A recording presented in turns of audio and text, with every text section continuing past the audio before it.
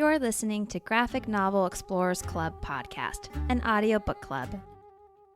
Thanks for checking out today's episode of Graphic Novel Explorers Club. I'm one of your hosts, Francis, joined by Johnny. Howdy. And Dennis. Yo. Today we are discussing Alan's War by Emmanuel Guibert. I know I said that wrong. We hope you have already read today's title because all three of us have and we'll be discussing it. So beware, spoilers ahead. We would love for you to share your opinions and thoughts on our social media.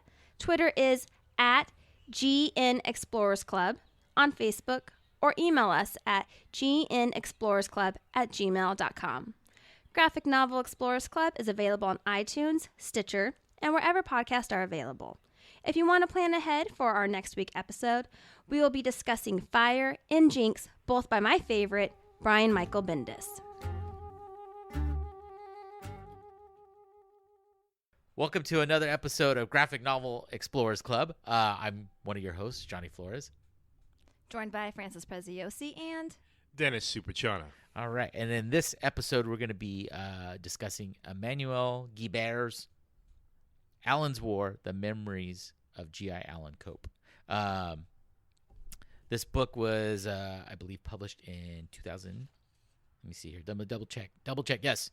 Well, the first round of publishing was in 2000, and then the copy that we read from, I believe, was published in 2008.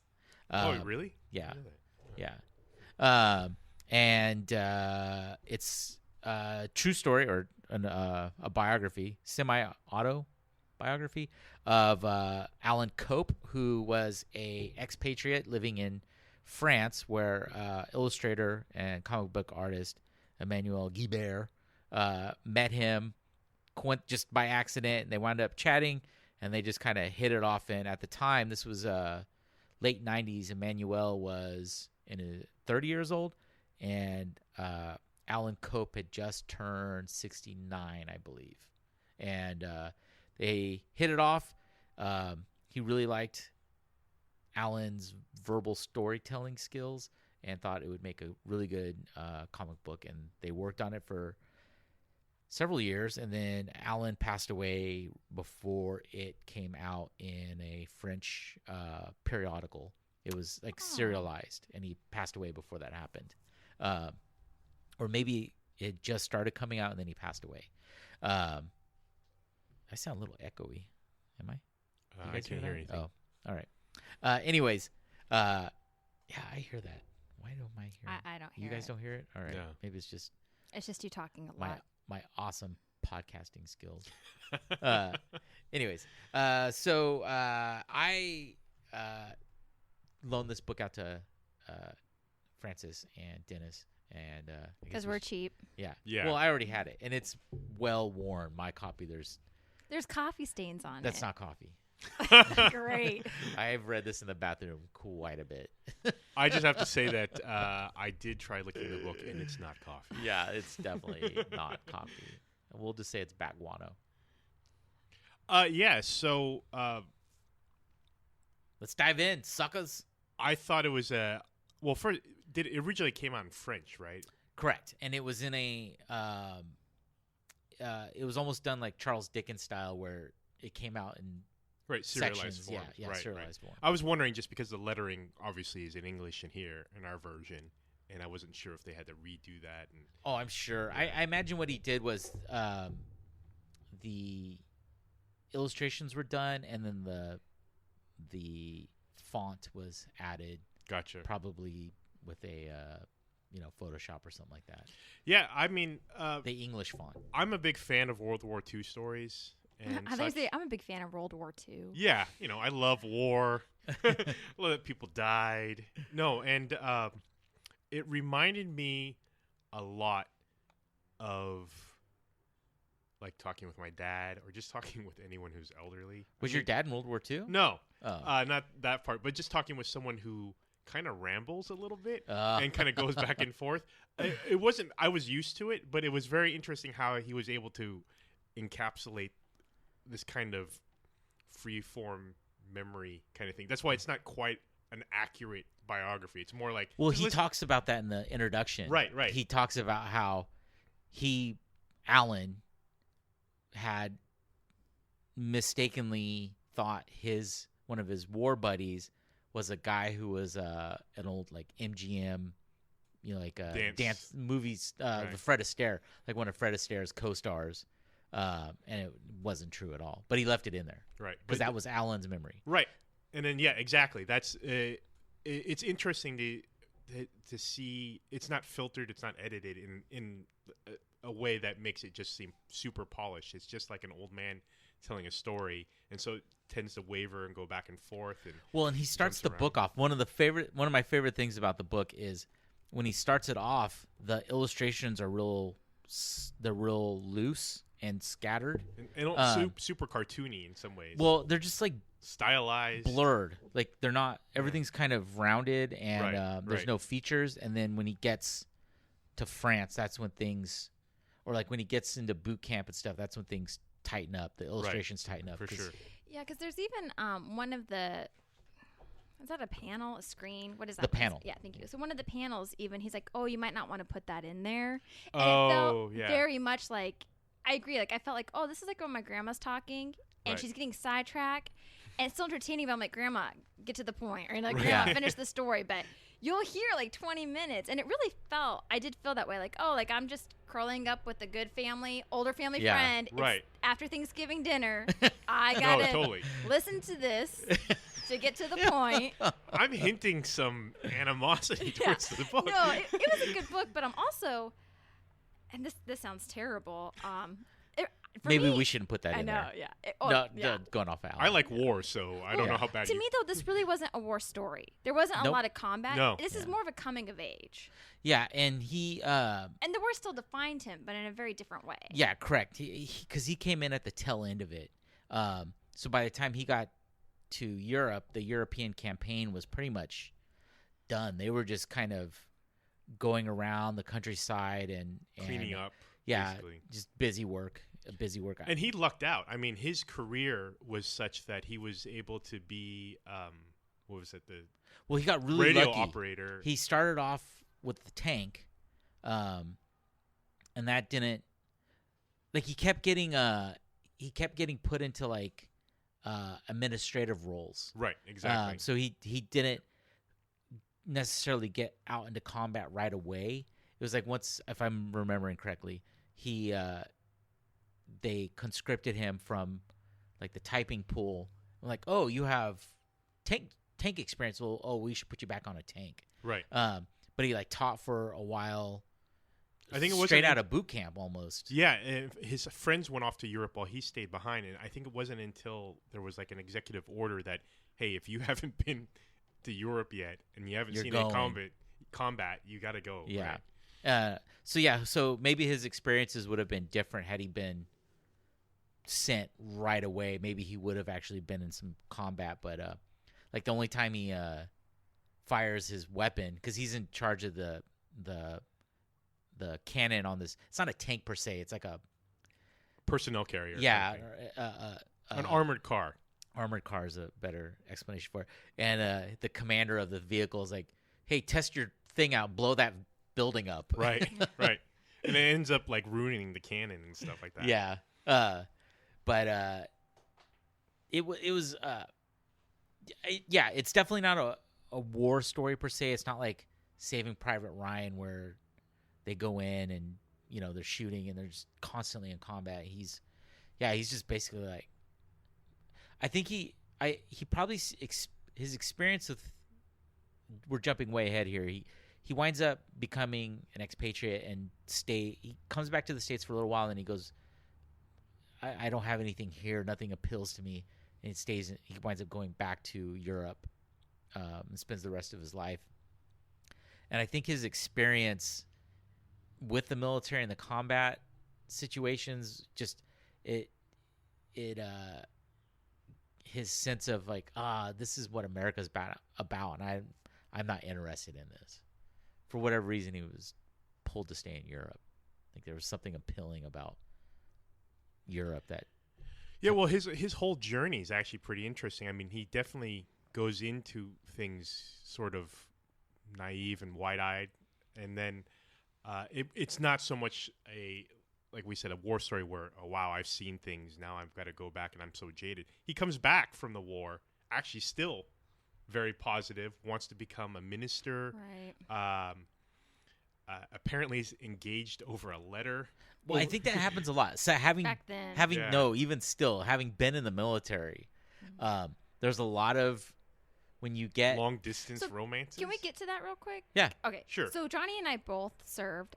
Johnny much longer than I. You were in the military? Yeah. Okay, wait a minute. What? This is news to me. Yeah. You knew that? Just for a few months. Well, that's were you another story for dishonorably another day. discharged? No, I was not dishonorable. But so when he first goes in, like as a young kid, because he's like what, like 18? He's young through this entire story. Right. But he He's first a goes to child. basic, and he becomes like quick, fast friends with this other man. That actually really, can you hear me? Yeah, I can Okay, hear sorry. That actually really rang very true for me in my experience because it is such a difference. But so through the basic training experience though, because it is so new and you're thrown into so many new things, and it's really the first time in your life you can't fall back on mom and dad. Nobody can bail you out. You are property at this point.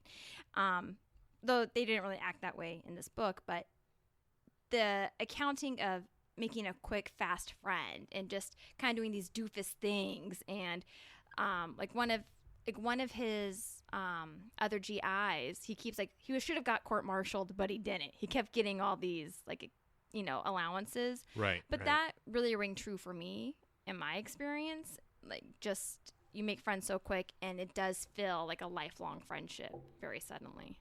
No, Not for well, you? kind of. The people I met in boot camp were I don't know. I got in there thinking I was in the Navy, so it wasn't like the Marines or the Army where they bust your ass. Like it was right from the get go. I was like, oh, this is pretty much a joke. Like there was no real.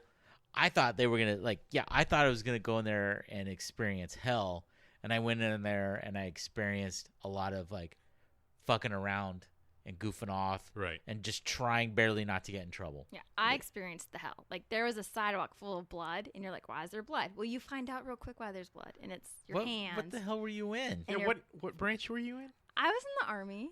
Really? I was right before I was supposed to be. I qualified for tank, but I was a woman, and at the time that wasn't allowed. Uh-huh. So I was supposed to be a weapons transport specialist. So I went through basic, and we're getting really sidetracked, but that's okay. Long story short, I had a prior condition that I didn't know about, and I actually got existent prior to service discharge. Oh. But they tried to give me dishonorable discharge. I was like, no, I didn't lie. Like I had my physical in Sacramento. So they put you in something called holdovers. Yep. Which is a terrible place to be. You never want to be there because people who try to kill themselves Yeah, it's is in holdovers. yeah. It's the worst. It's the people who realize, oh, I can act this way and I'll get out of here. Right. Okay. And you're like, oh. And back then, and this is not that long ago. I'm not like 80, but this was the late 90s. If you said, "Hey, I'm gay," you got kicked out. And someone would try to get pregnant to get out. So I ended up getting existent prior to service. So I couldn't go back in, but it was never dishonorable. It's kind of like a wash. And I was devastated at the time. So you were in it for 3 months? About 2, just 2. Wow. Yeah. That's pretty much all of boot camp, or is Army Yeah. boot camp 3 months? Imagine it's the 2. alternate life you would have led. Well, so the funny thing about that, more sidetracking. I'm so sorry. No, this Okay. is Yeah. My great aunt, who was like 80 at the time, I came home and I'm devastated. Like I'm a failure. I'm 18 and I failed at life, right?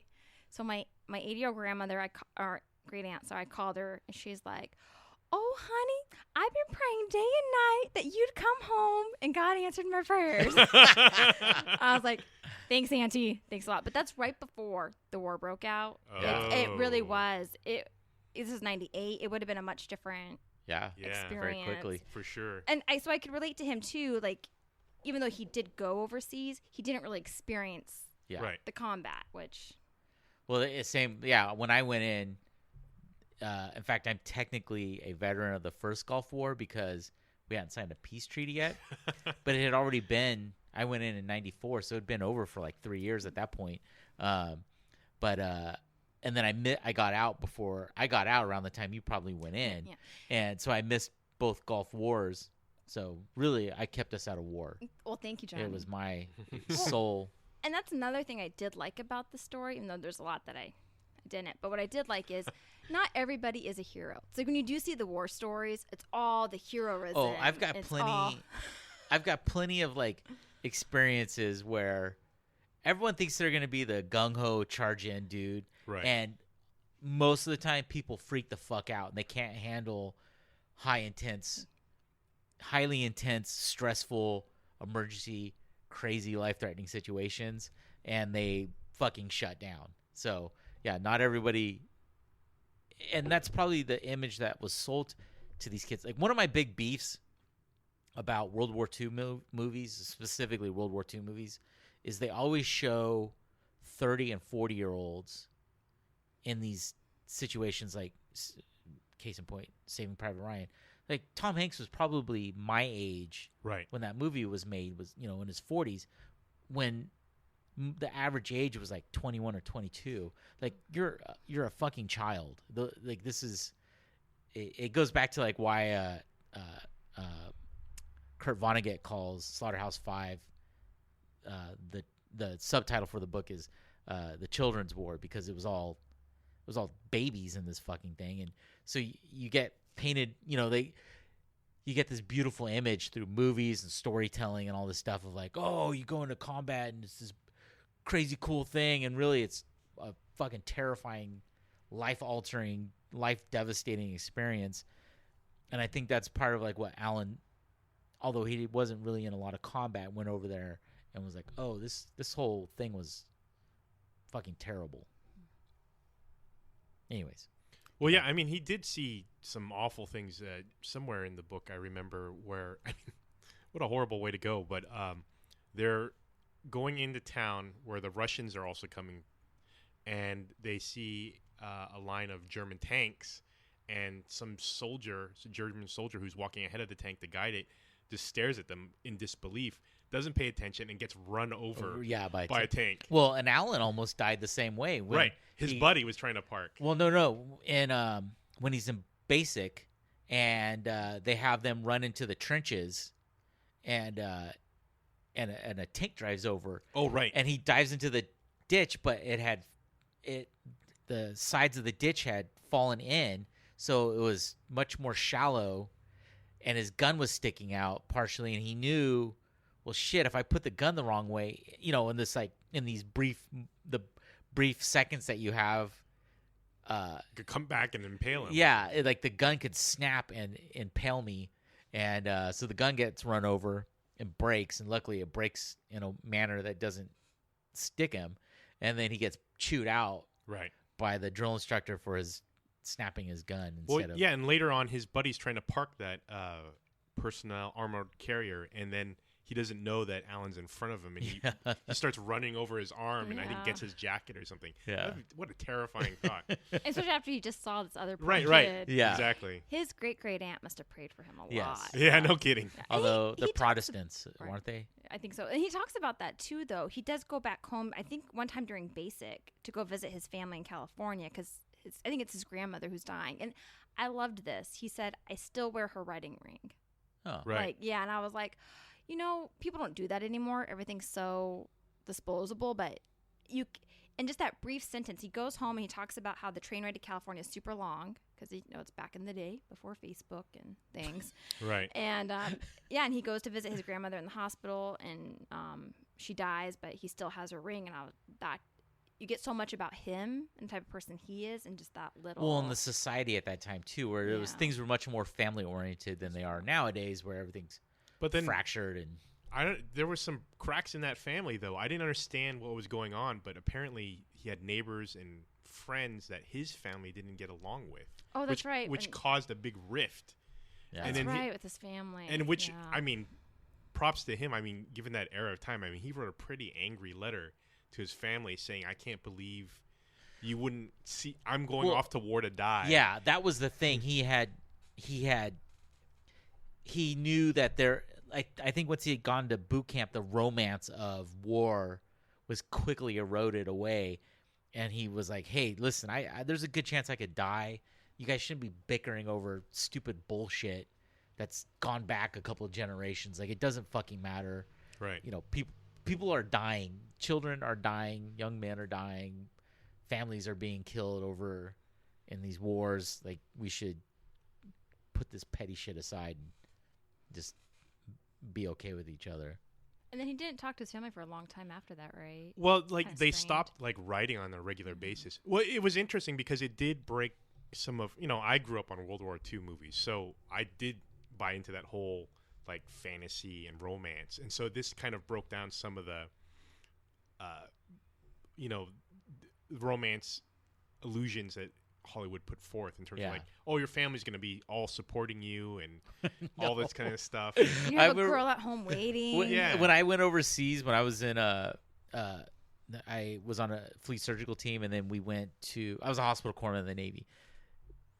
We go overseas, and when you're in, like, we were in between wars, but they were still the powers that be, that before you leave the ship, when we were in Bahrain, and then I went to Kuwait for a little while, they tell you, don't walk in large groups, because that's just asking for some terrorist to launch a grenade into you and blow everybody fucking up.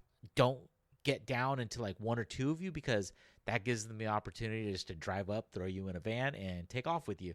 So you don't want to be in too big of a group, but you want to be don't want to be alone. And then the hotel I was staying in, it was a really nice hotel, but like pretty much the government had just rented the fucking thing out. Right. So every entrance going into the hotel, there was cement walls, like those like you see on the Prevent freeway. cars from. Yeah, so they were staggered, so you couldn't just run straight into or drive a car into. They had learned from Beirut when Right. that hotel in Beirut, or the barracks in Beirut, were blown up. Like, so you get there and you're just like, oh shit! Like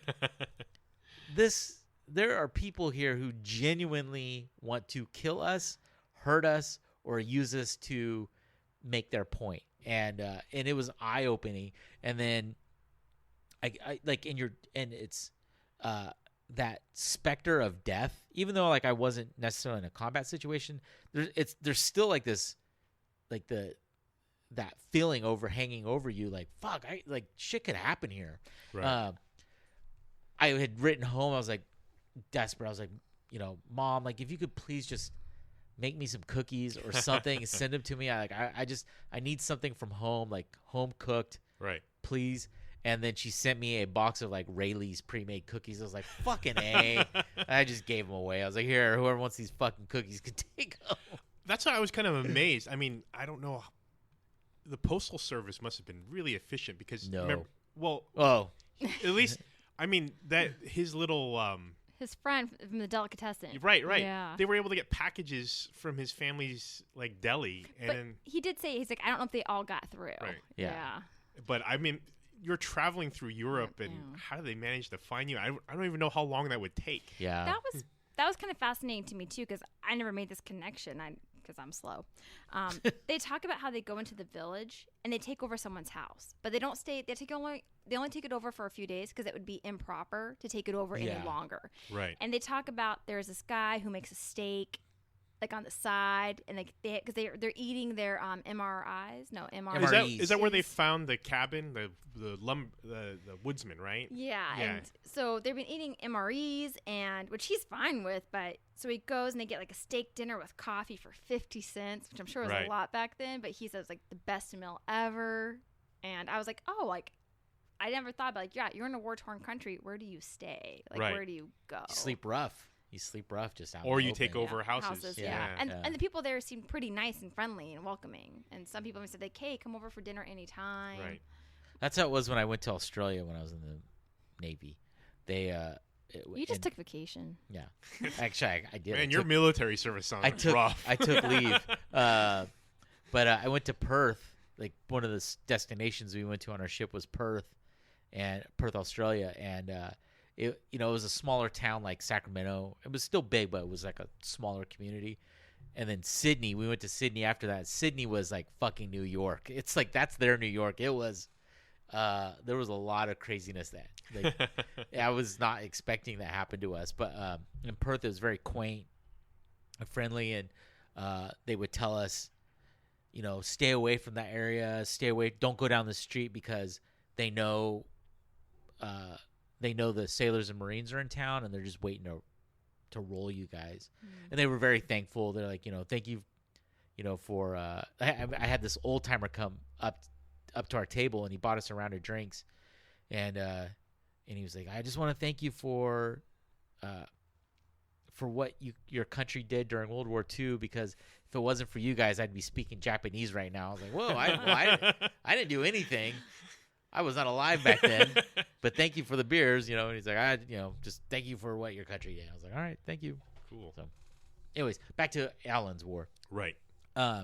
So the story moves along with him in combat situations, and then or not combat situations, but just experiences over there in Europe. Like, I feel like there was an opportunity for him to like lose his virginity to a girl. Right. The cabin, yeah. Yeah, who like genuinely seemed to like him. Right. And the French girl, right? Yeah, the French girl. And well, that was weird. Okay, But so she's a gypsy, right?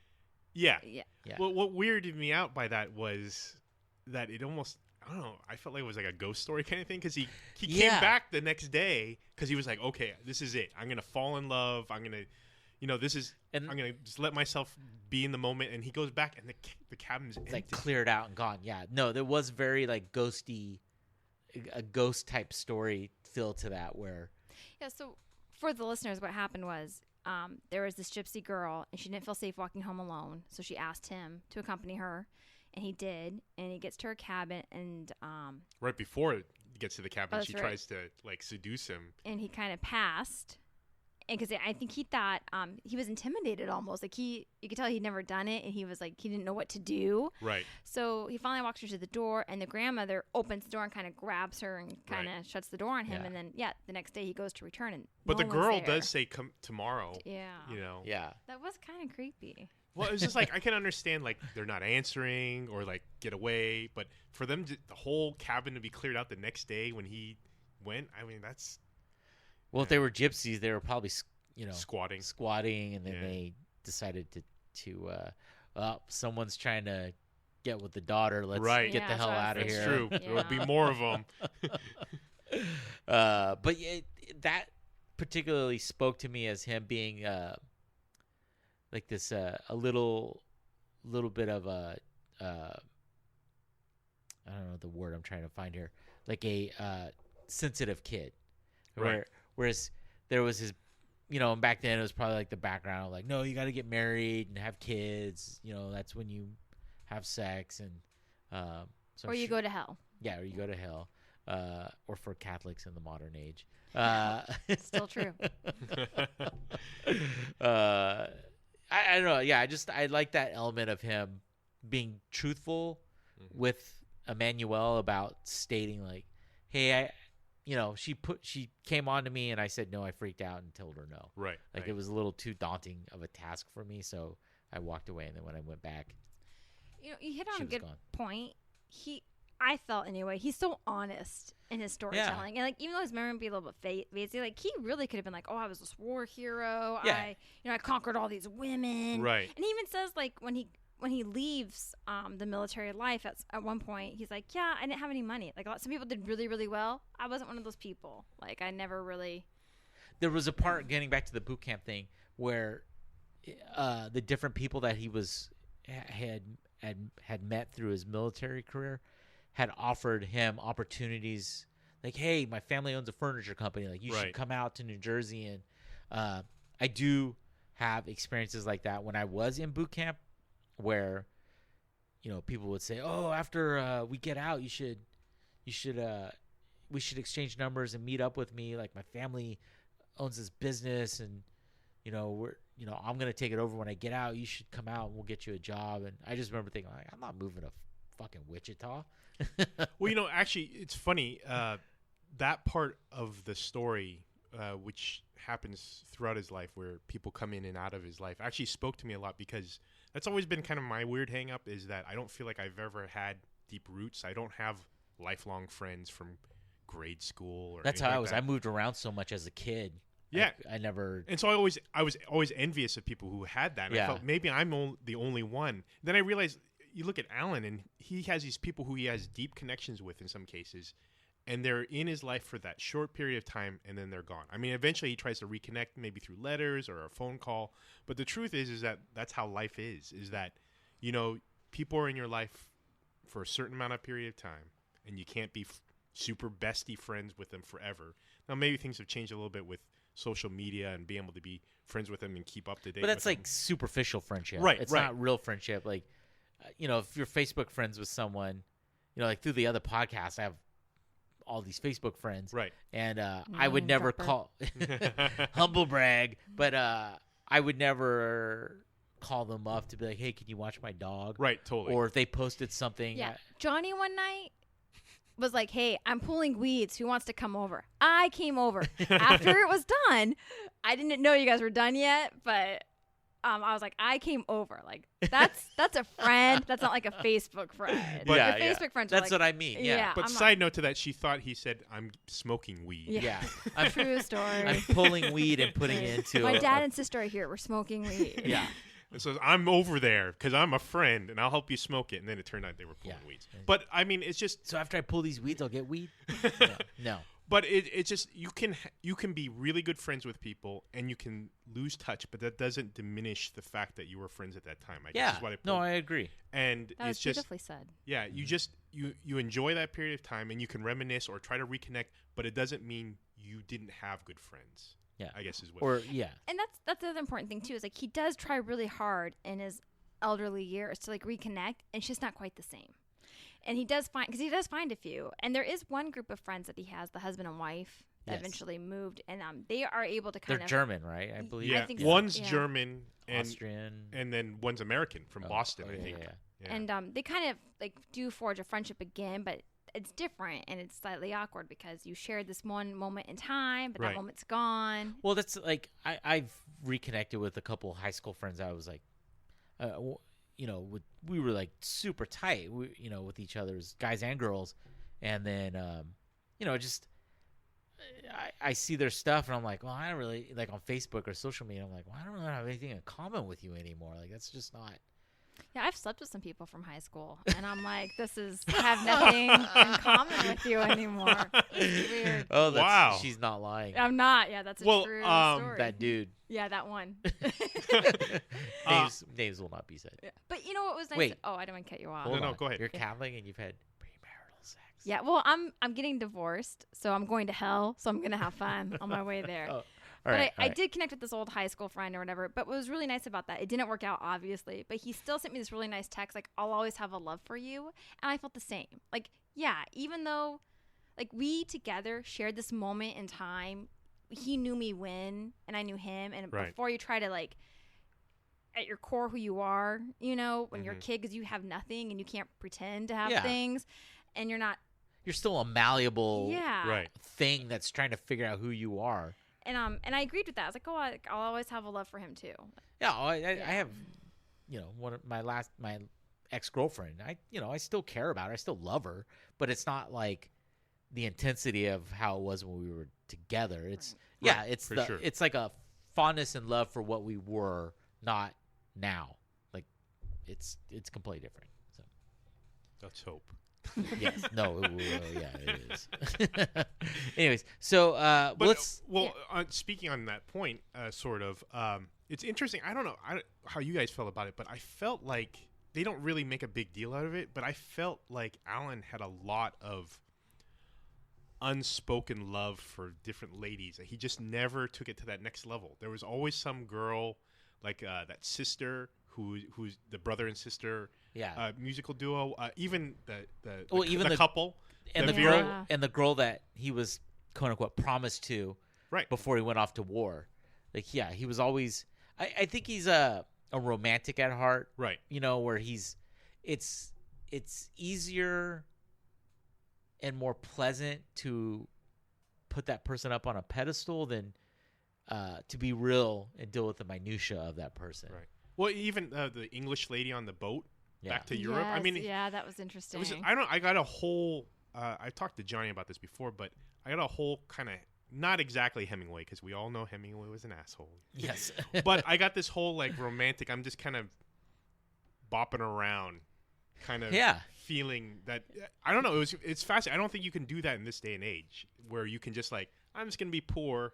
I'm gonna go around Europe a little bit. It's called Tinder. Yeah. Well, I was poor and bopping around for many, many years. Yeah. I just I'd get a hair up my ass and be like, I'm gonna move over there now, see what happens. I guess. Well, it speaks. I guess it depends on what you're doing in life. If you get settled down with someone, you can't do it because you have someone else to think about. But if you're not tied down like he was, I didn't. Yeah, I wasn't tied down to shit for most of my adult life. Yeah, I did admire him for that. He's like, you know what? I'm not really living it back in the States. I'm going back to Europe. I don't know if I could ever do that. Yeah, he's definitely being able to like travel and trying to find himself even like later on. And when you do have those obligations and you kind of sacrifice that, and I kind of admired him for that. Like, wow. And he was on a set path. I mean, he was like, I'm going to be a minister. And then one day he was like, yeah, fuck this bullshit. Yeah.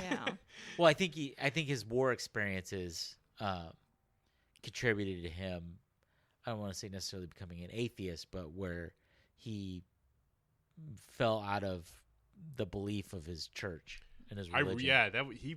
He went from super religious to not religious. Yeah. See, I didn't get that. I didn't get because again I'm Catholic. I didn't get that he fell out of religion. I think he fell out of the organization of religion. That's what I meant. Yeah, he went to this like training and he's like, what are we doing with the group thing or whatever that they were doing?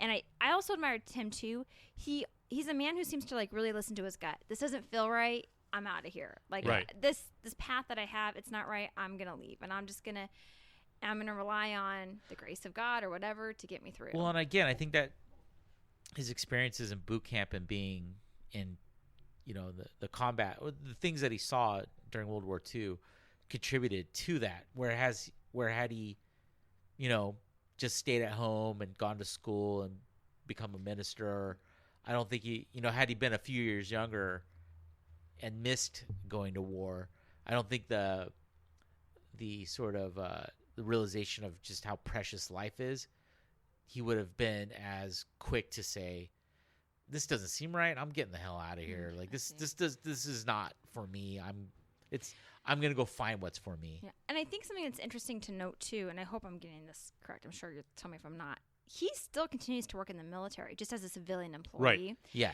And that resonated with me too because my family was military, and my mother, even though she wasn't a civilian employee, whenever I hear my family talk about their time in the armed forces, like they loved it. And it was like the best time of their life. They would have stayed if they could. They had regrets for not going, like career, And I think, again, because you are so young, it really does shape you in a huge way that you just can't imagine. Even if you don't go to combat, it's still really. Right, for sure.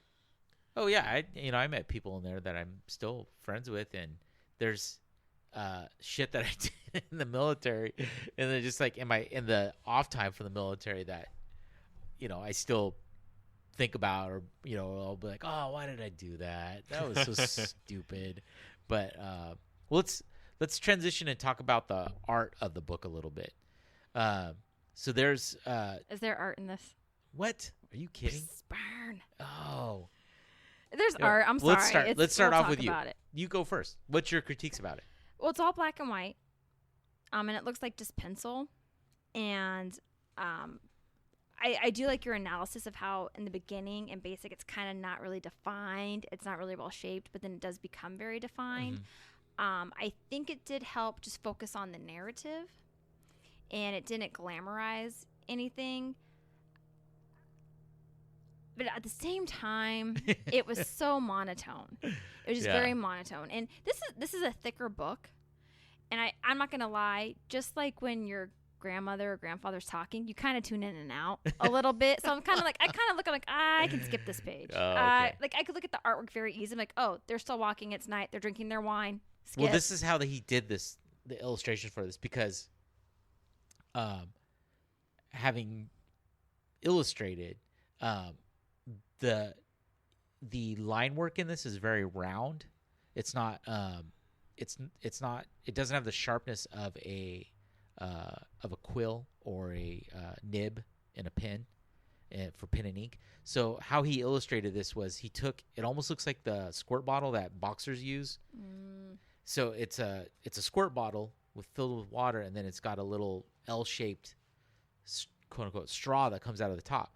So what he did was he would draw with that ink bottle and then drop ink, or that water bottle, he would draw on the paper with that and then drop ink, and the ink would fill in the water line. So it is a very unique way of illustrating the way he did this. That's a little background that you may not have known about that. I don't think that's sweeter. Yeah. Well, it's unfortunate because it looks like pencil. It's having a background illustrating, the way he illustrated this is very it looks simple, but it's actually really complicated I could see that. the way he did it. What did you think? Well, I appreciated the simple art mainly because it was a dense book, because there was a lot of reading, and much like Francis thought, I did find myself my attention wavering, where I had to go back and read parts because I was just like, okay, yeah, we get it. We get it that guy almost raped you. Yeah. Yeah, there was a lot of we'll get to the there was a lot of one of my favorite illustrations in this book is of when he goes with his friends from Europe. Oh, the couple, the Vera. And they go to see General Sherman in the Sequoia. So what he does is he uses to give you a sense of how big the tree is. He uses the negative space. He doesn't illustrate the tree. He just has a big chunk of white. Is that truncation? Yeah, and then it's the trunk of the tree, the base of the tree, and then he illustrates trees in the tiny little narrow space to the side of that white, and then you see the people at the base of the tree. And it's all this, because there is a lot of black and white in the book, and then you see this just almost pristine white compared to all of the black with a little bit of white, and I still distinctly remember seeing that image for the first time, and it just the powerful effect it had on me of this unique way of showing the size of the tree. Yeah, I gotta admit that particular panel confused me at first. Yeah, it does. But then when I looked at it, I was like, oh, that's amazing. Because much like you, I appreciated the fact that basically he illustrated the tree by not drawing the tree. Like, he used the negative space and illustrated everything around it and allowed, I guess, everything else, your mind to fill it in. Yeah. Or like the sequence with the gypsy.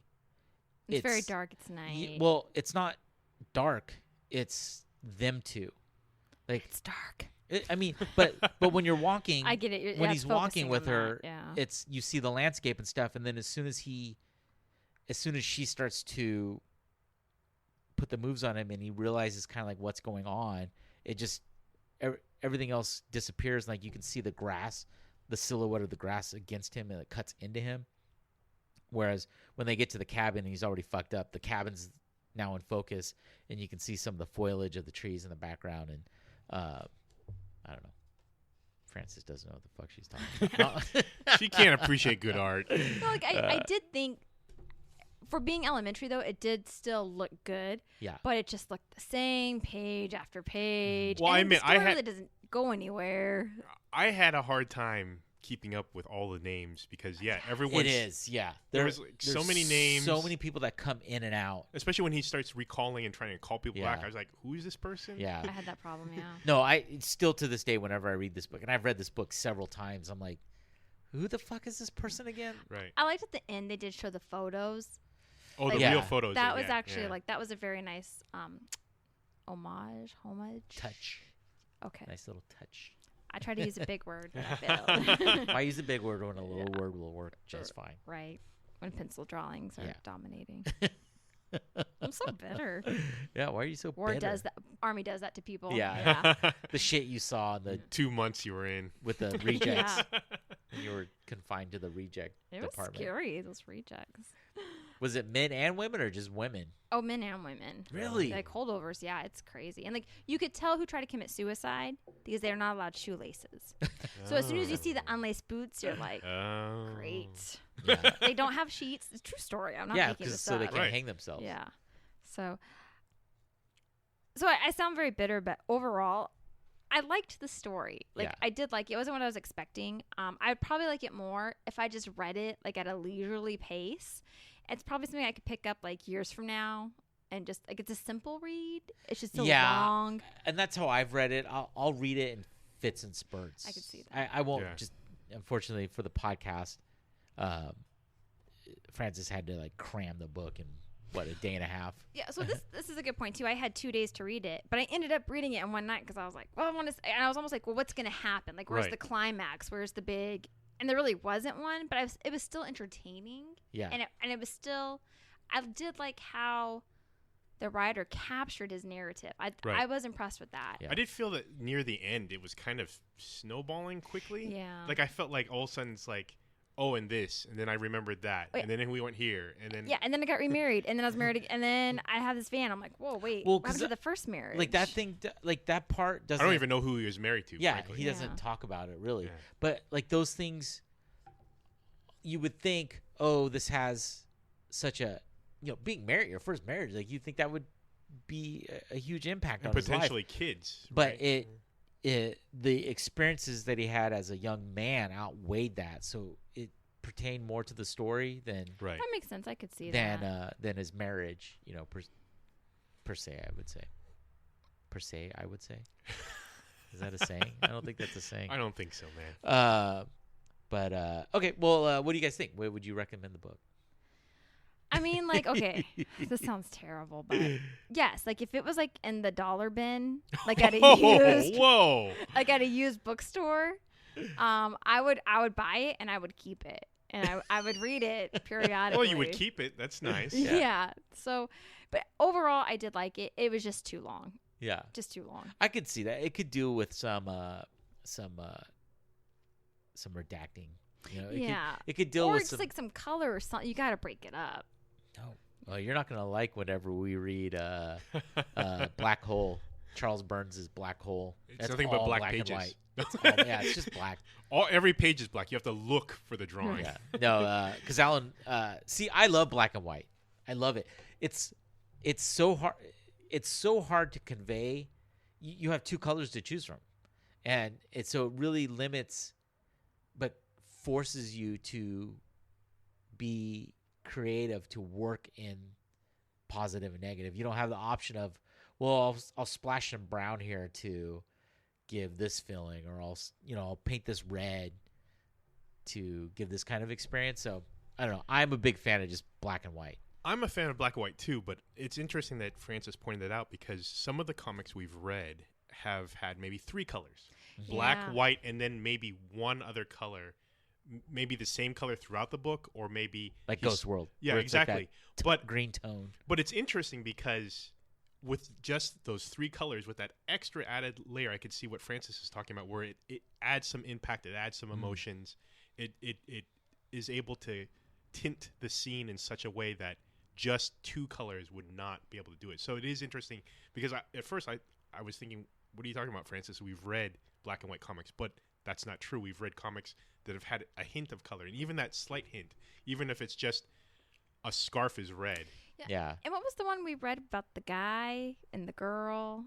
And Wow. yeah. None of them. No, and it's got like the flowers on the cover. Not Stranger, not Ghost World. Shortcomings. Yes, thank you. Oh, Shortcomings. Shortcomings. That's black and white, but it's not so daunting. And I think the black and white didn't work for this because war is daunting. So I get where he's trying to create that scene, but nothing daunting happens. Yeah. So Yeah, it's true. yeah, but I get your point. Yeah. What did you think of the book overall? Dennis? Overall, I liked it. I thought it was interesting, but much like sitting with your grandpa, too much of that can be kind of wearing on you. Yeah, And, yeah, It yeah. was just like, oh my god, I gotta push through and just sit here and listen to this. See, I think I love the book for a different reason. Like I genuinely really love the illustrating in this, and I think that's what makes me love the book so much. Like just much like whenever we get to it, Black Hole.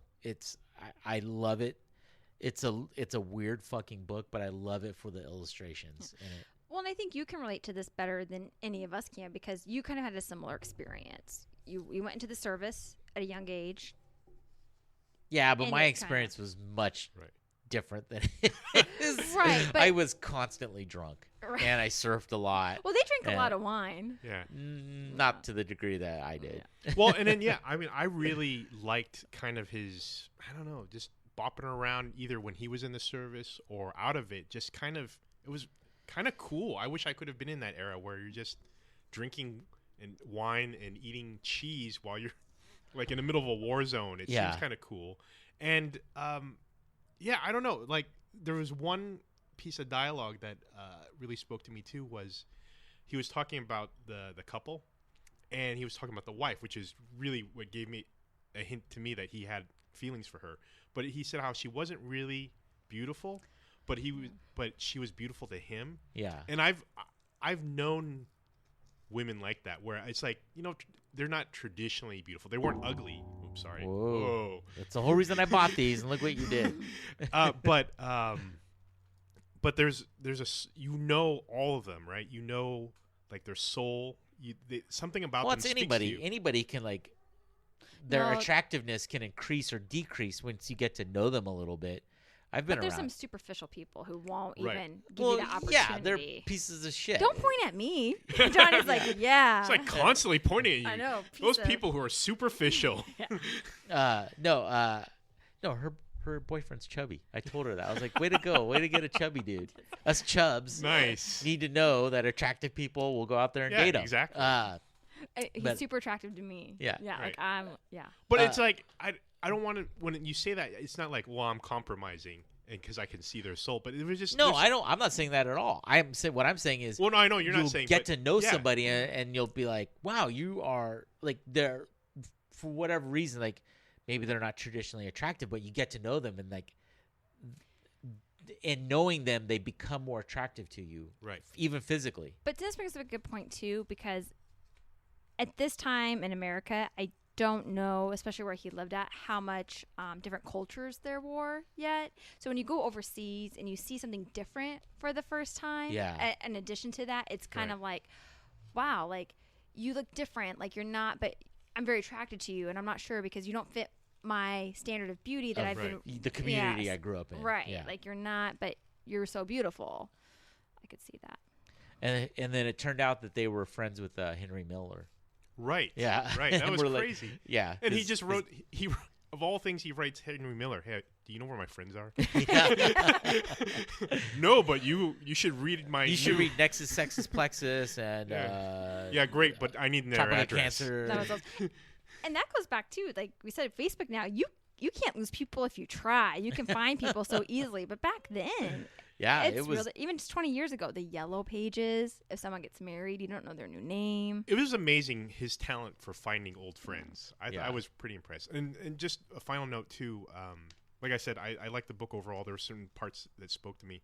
I felt really bummed out about that couple though, because like the way they died. I think the wife died of natural causes, but then I think the husband was like slowly suffering from dementia or something like Yeah, that. something like that. And so it was. I mean, that's life, right? That's how things go. But it was just kind of a bummer to see how mortality works. I Yeah. guess. Well, I mean, the book starts off with the introduction with his, being told like he passed away before. Well, yeah, and I'm very interested because apparently there's unused material, right? Well, he had recorded many conversations with Alan. Emmanuel had recorded many conversations with Alan, and if it's not out, I believe it's already out. It's his childhood in Pasadena, Yeah. which when Alan was a kid was much more rural and agricultural. There was, many more farms and orchards Right. surrounding right. the area than nowadays, where it's just, it's a urban. I didn't read the suburban. intro. It was black and white. It seemed long. I was like, I got a lot to get to. I'm just going to skip this. Oh man! All right, What do you think, Johnny? I Not- liked it. I think I like it.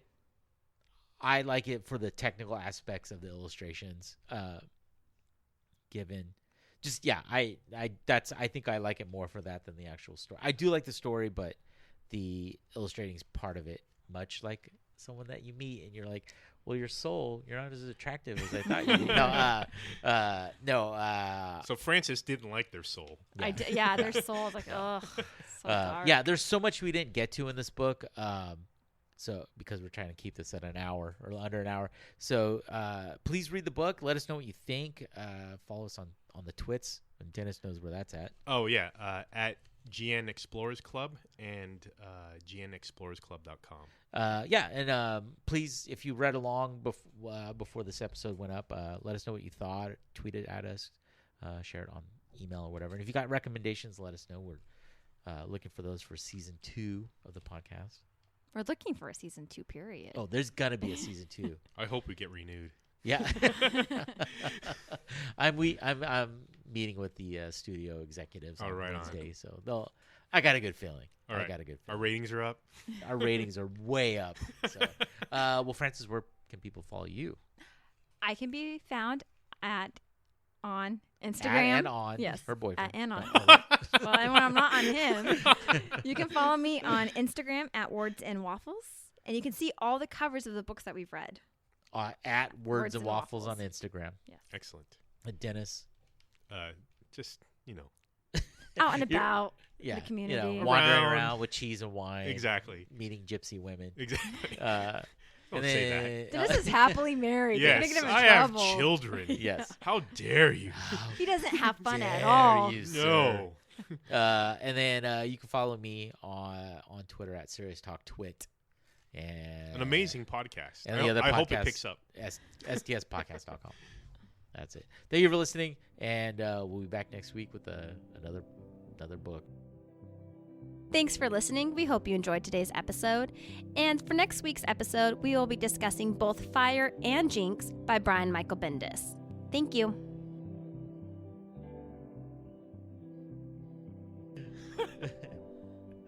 Welcome back. recording? Yeah. Oh, okay, sorry. No, I'm just speaking into the ether and hoping somebody We've walks. never been recording. Yeah. Oh, you wanted to record these? I thought we were just meeting and wearing this. And just wearing this cool gear. Help me. Oh, that was a motorcycle or something. Or chainsaw? What was that? I don't know. I heard someone screaming. I just heard. Or is that's what I heard. Yeah, Or Phil Hartman when he would do Frankenstein. right.